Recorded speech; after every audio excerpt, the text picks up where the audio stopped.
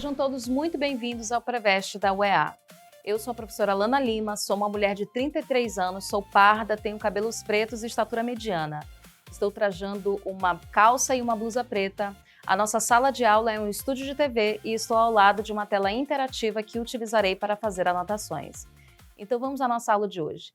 Queridos, para hoje eu separei para vocês o assunto de estratégias textuais, ou seja, estratégias de leitura.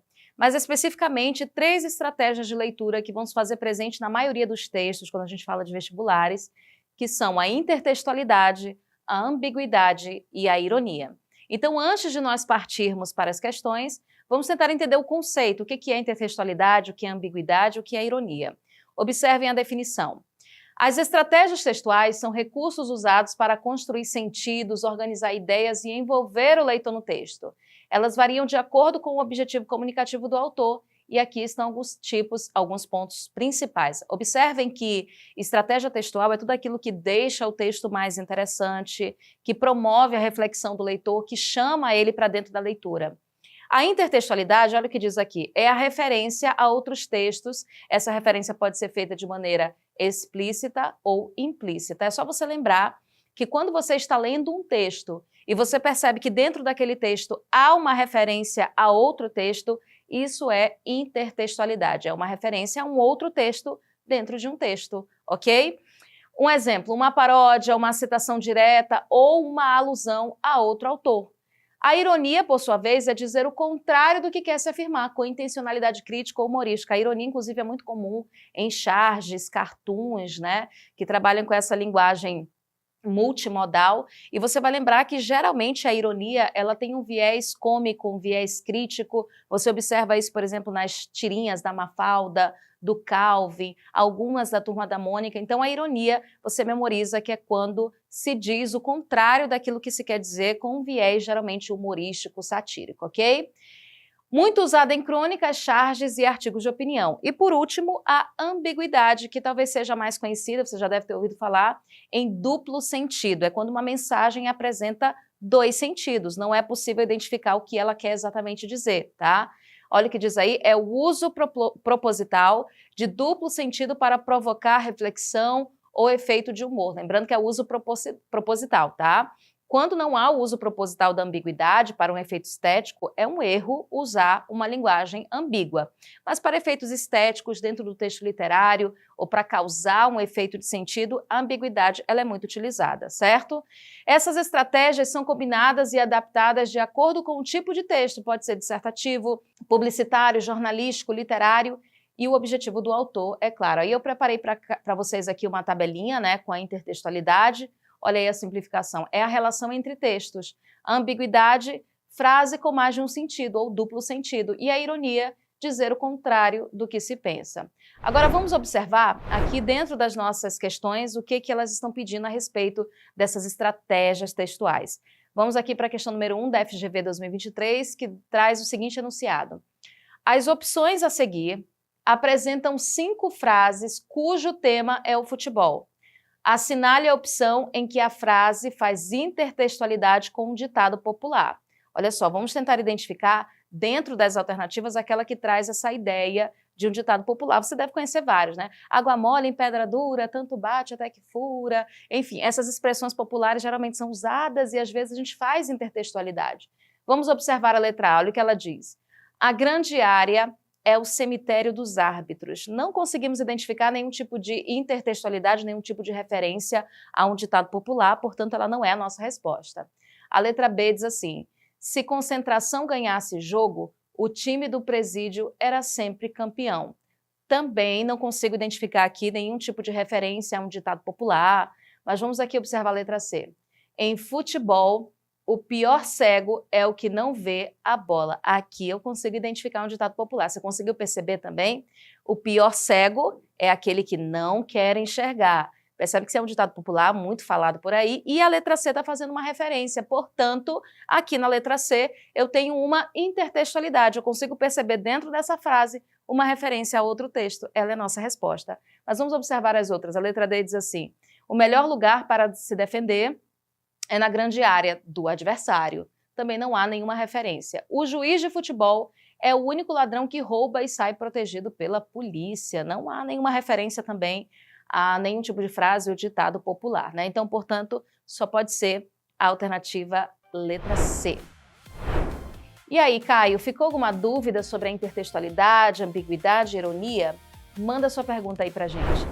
Professora Alana, em quais tipos de texto a intertextualidade costuma aparecer? Então, Caio, a intertextualidade ela pode aparecer em qualquer tipo de texto, né? É muito comum que um texto faça referência a outro. Mas em alguns gêneros, por exemplo, é muito comum a presença da intertextualidade.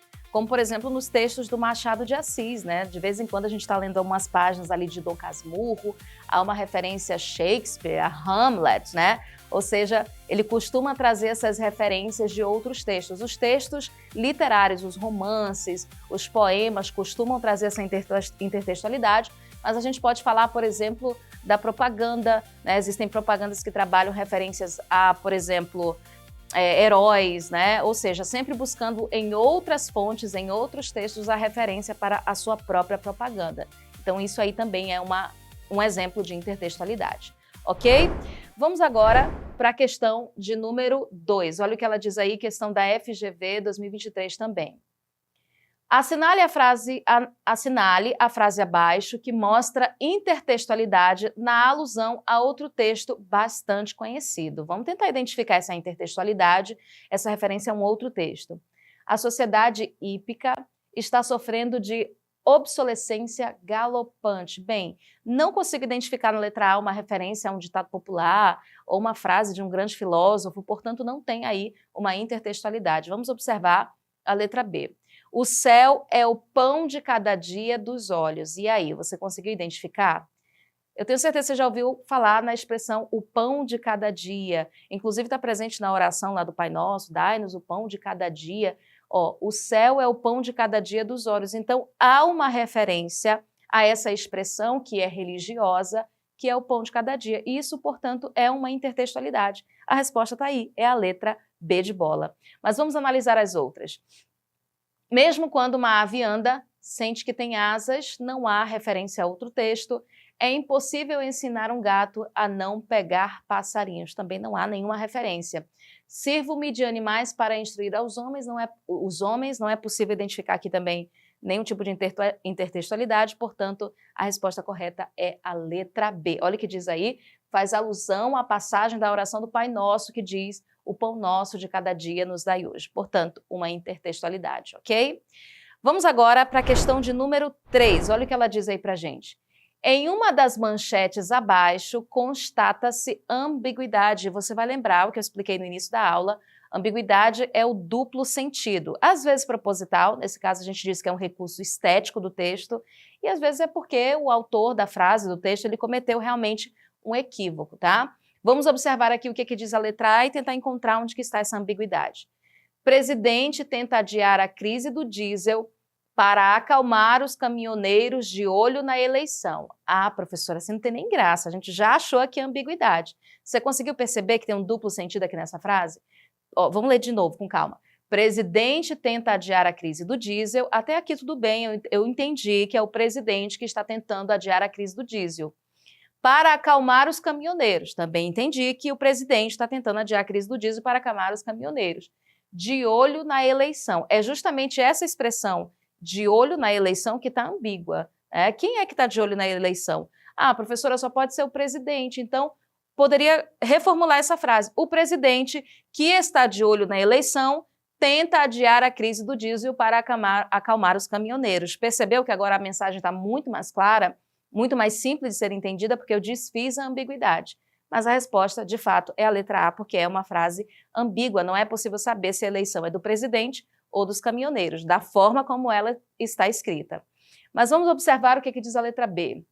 Sob forte pressão, contratos temporários aumentam na gestão pública. Não há nenhum tipo de duplo sentido. A letra C diz assim: montadoras brasileiras desejam que o governo limite a importação de carros elétricos provenientes da China. Mensagem muito clara, muito bem passada, compreensível, sem duplo sentido. Portanto, não é a resposta. Vamos para D. Entenda a alta de preços do diesel como ela afeta a economia. não há também nenhum tipo de ambiguidade. Cientistas ingleses usam IA para detectar pelo som das teclas o que as pessoas digitam. Também não há nenhum tipo de confusão, nenhum tipo de ambiguidade, duplo sentido. De fato, a resposta é a letra A. Vamos lembrar? Como é que eu desfaço, melhor dizendo, essa ambiguidade? Presidente que está de olho nas eleições tenta adiar a crise do diesel para acalmar os caminhoneiros. Pronto. É muito interessante que quando você escreve uma redação, você observe se as suas frases, os seus períodos, eles não estão construídos de maneira ambígua, porque dentro de um texto dissertativo argumentativo, a ambiguidade pode tirar ponto de você, tá bom? Então vamos observar agora a questão de número 4 que ela está pedindo aqui da gente, questão do Enem. Sua Excelência, o leitor. Deus é testemunha de que nada tenho contra os leitores. Pelo contrário, se não existissem esses seres abnegados, não haveria livros nem jornais e eu teria morrido de fome há anos. Mas vamos e venhamos. Não podemos nos escravizar a eles, bajulando-os, procurando adivinhar o que pensam ou desejam. Ao contrário dos restaurantes e dos balcões comerciais, nem sempre os fregueses do nosso produto têm razão. Leio com atenção as cartas que as redações recebem. Raro é o dia em que não aparece um leitor furibundo comunicando que não mais assinará nem lerá o jornal por causa de um editorial, uma notícia ou um comentário que ele não aprovou. Trabalhei durante anos no jornal que até o dia 1º de abril de 1964 criticava o governo de então. Veio o golpe militar e já no dia 2 o jornal passou a criticar o novo regime que se instalava no país. Naquele tempo, o jornal tinha uns 150 mil assinantes, era troço para burro. Com a mudança na opinião, a cólera dos leitores foi tal e tamanha que a tiragem chegou à metade. 2 meses depois, o estoque de papel, que deveria durar 1 ano, foi consumido pelas rotativas, as vendas triplicaram. O jornal era vendido até no câmbio paralelo. Não mudaram a linha editorial, que era bilateral e continuou liberal, defendendo a democracia e o respeito aos direitos humanos violentados pela nova classe que chegaram ao poder. Não tinha nenhum compromisso partidário. Alguns leitores custaram a perceber isso. Na prática, os leitores não sabem o que eles querem, né? Então vamos observar aqui de novo o título desse texto. Sua Excelência, o leitor. Quando eu começo a ler com esse tom, parece que vai ter uma linguagem solene, um tom de respeito, e a gente percebe que, na verdade, o autor desse texto está fazendo uma ironia, ele está ironizando o comportamento dos leitores, que ora tem uma opinião, ora tem outra. Então, se o cara ou a pessoa que escreve o texto ficar tentando se preocupar com a opinião do leitor, eles vão fracassar enquanto escritores, né? Então, vamos observar aqui o que está dizendo o enunciado da questão. Nas crônicas, de um modo geral, a linguagem caracteriza-se pela alternância dos registros formal e informal. Foi justamente o que aconteceu nesse texto. O emprego do pronome de tratamento, Sua Excelência, o leitor, justifica-se pela intenção de fazer o quê? Conferir um tratamento de autoridade ao assinante? Bem, se ele tivesse mantido esse tom, desde Sua Excelência, o leitor, até o final do texto, seria esse tratamento de autoridade, mas a gente viu, na verdade, uma crítica, uma ironia. Então não pode ser a resposta a letra A. Vamos à letra B. Amenizar a opinião do autor sobre o público-alvo? Não, não ameniza, ironiza, né? A letra C, é claro, é a nossa resposta. Ironiza o comportamento dos interlocutores, ou seja, do leitor, porque, na verdade, não se decide, não tem uma opinião, né? A letra D diz assim, determinar um contexto formal, o texto não tem uma linguagem formal e a situação também não é formal. Então não pode ser a letra D. A letra E diz direcionar a crítica do autor aos políticos? Não, na verdade, é aos leitores. Portanto, a única resposta correta só pode ser, de fato, a letra C. Então é isso, queridos. Na aula de hoje, nós aprendemos sobre as estratégias textuais, mais especificamente a ambiguidade, a ironia e a intertextualidade, que são assuntos muito importantes para o vestibular da UEA. Então baixe o aplicativo do Preveste e siga em todas as redes sociais o Preveste da UEA para não perder nenhuma novidade. Até a próxima aula. Tchau, tchau!